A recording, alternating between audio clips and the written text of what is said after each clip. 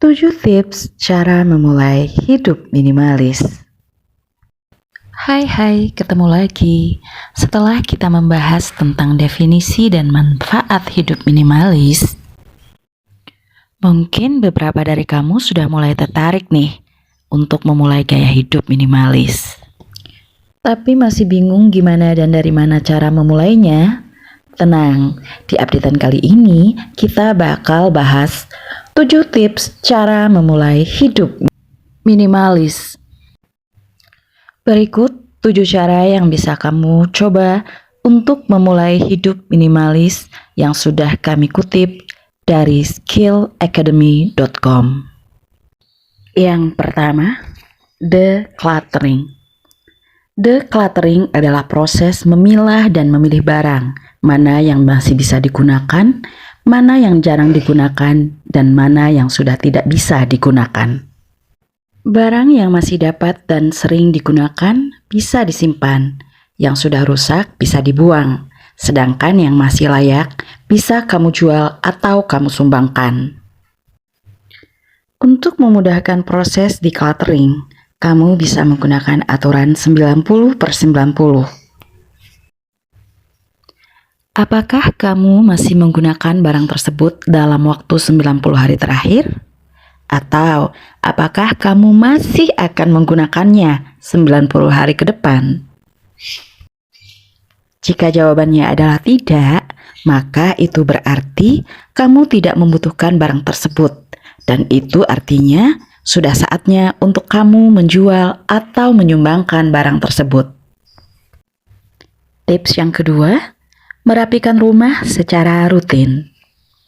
Selain untuk menjaga barang-barang tetap bersih, rapi, dan terawat, membersihkan rumah secara rutin juga bisa membantu kamu untuk memastikan bahwa tidak ada penumpukan barang-barang yang nggak perlu.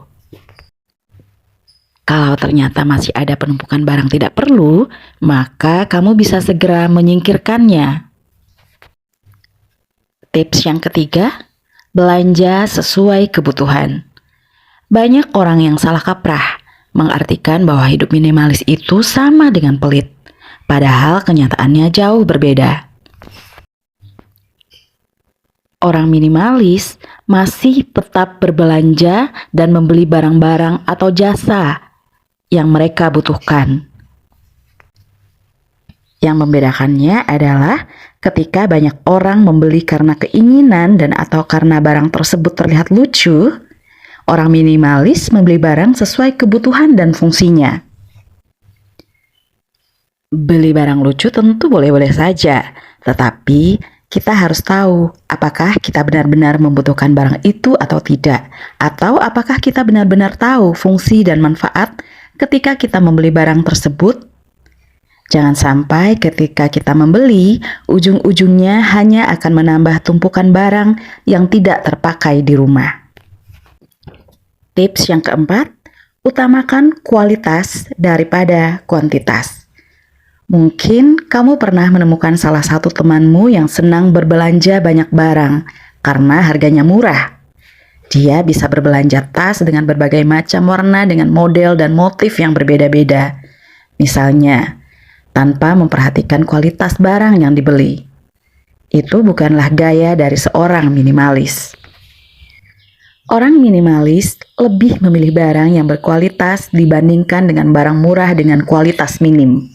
Bagi minimalis, membeli barang berkualitas berarti kita membeli barang yang bisa dipakai dalam jangka waktu lama.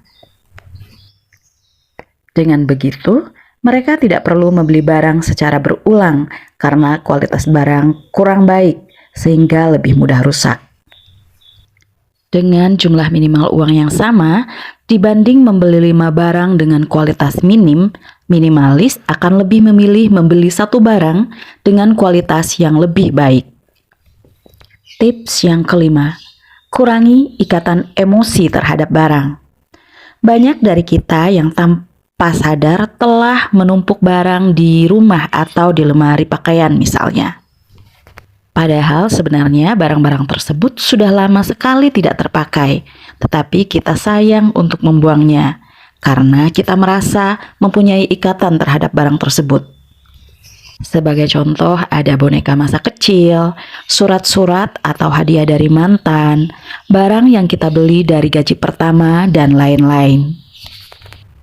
Cobalah mulai untuk mengurangi perasaan sayang untuk dibuang terhadap barang yang sebenarnya kalau dipikir-pikir sudah tidak pernah bermanfaat lagi. Lebih baik barang itu dibuang atau disumbangkan agar tidak memenuhi ruang dan menambah tumpukan barang. Tips yang keenam, mengatur isi lemari pakaian. Pasti banyak dari kamu yang setiap mau keluar rumah harus ada adegan bingung dulu nih mau pakai baju yang mana. Dikarenakan terlalu banyak baju di lemarimu kan? Tapi ujung-ujungnya pilihanmu berakhir pada baju dan outfit yang sama dari waktu ke waktu. Jadi pakainya itu lagi, itu lagi. Itu artinya sudah waktunya kamu untuk mulai merapikan dan mengatur kembali lemari pakaianmu. Kayaknya ada banyak baju-baju yang sudah tidak kamu pakai, tapi masih tetap kamu simpan. Sudah saatnya baju-baju itu kamu singkirkan untuk dijual atau disumbangkan. Percaya deh, lemari yang teratur tanpa tumpukan baju tak terpakai membuat kamu lebih gampang membuat keputusan baju mana yang akan kamu pakai, sehingga kamu tidak perlu membuang-buang lebih banyak waktu di depan lemarimu. Tips yang terakhir, terapkan prinsip mengganti, bukan menambah. Sah-sah aja kok kamu beli barang baru, apalagi kalau memang barang-barang itu benar-benar kamu butuhkan. Tapi jangan sampai malah menambah tumpukan barang lagi ya.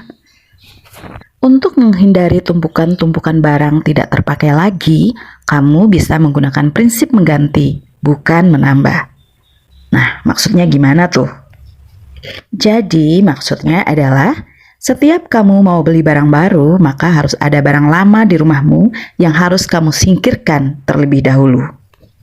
Misal, ketika kamu pengen beli tas baru, maka kamu harus rela membuang, menjual, atau menyumbangkan tas lamamu terlebih dahulu sebelum membeli tas yang baru. Dengan begitu, kamu bisa menghindari penumpukan barang lagi. Jadi, kapan kita mau memulai hidup minimalis?